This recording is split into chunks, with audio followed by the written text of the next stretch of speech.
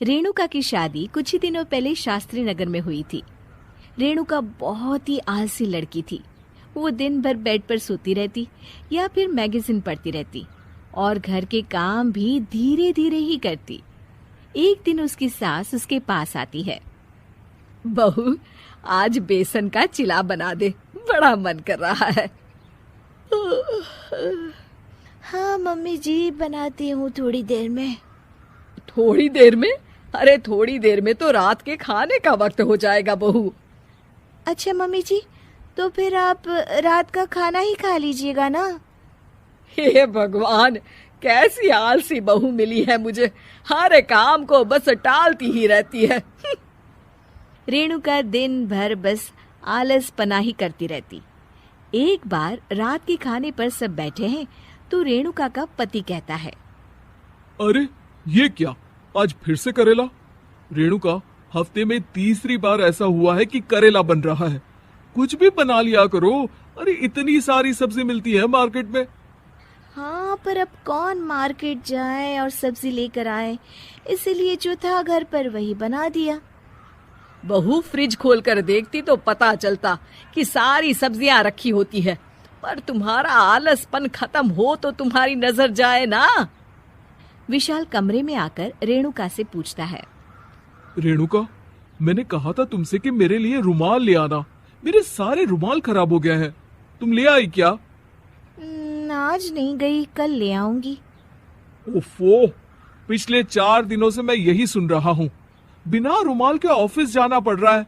तुम तो बहुत ही आलसी होती जा रही हो रेणुका। आपको रुमाल की जरूरत है ना, तो खुद ही खरीद लीजिए ना। हाँ, अब वही करूंगा। तुम्हारे भरोसे बैठा रहा तो कुछ नहीं होगा। एक दिन दरवाजे पर बेल बज रही होती है और रेणुका सोफे पर बैठी होती है, पर आलस में दरवाजा खोलती ही नहीं।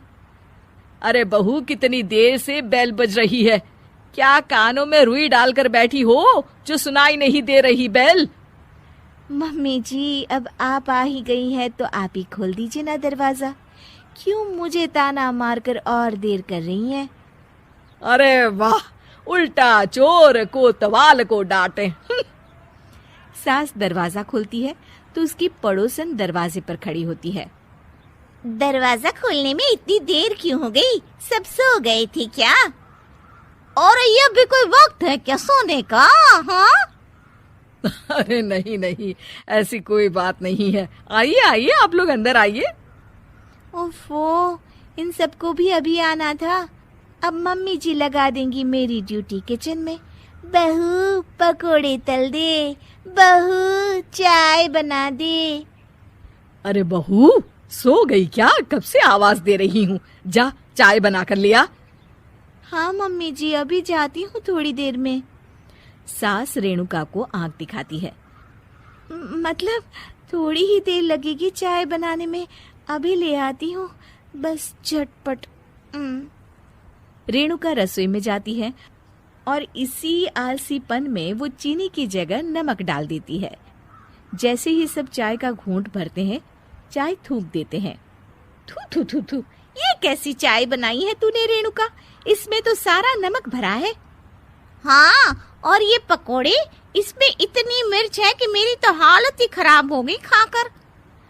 और रेणु जी, आपकी खातिरदारी में पहले तो कभी कोई कमी नहीं रहती थी, पर जब से आपकी ये बहू आई है ना, मामला कुछ गड़बड़ा सा गया है। हाँ हाँ, जहाँ आप इतनी एक्टिव हैं, वहीं आपकी बहू एकदम आलसी, एकदम राम मिलाई जोड़ी लगती है।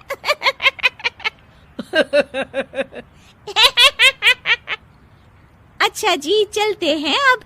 नमक वाली चाय पिलाने के लिए बहुत बहुत शुक्रिया। सब वहां से चले जाते हैं। अरे तूने तो मेरी नाक ही कटा दी बहू। वे लोग क्या सोच रहे होंगे मेरे बारे में?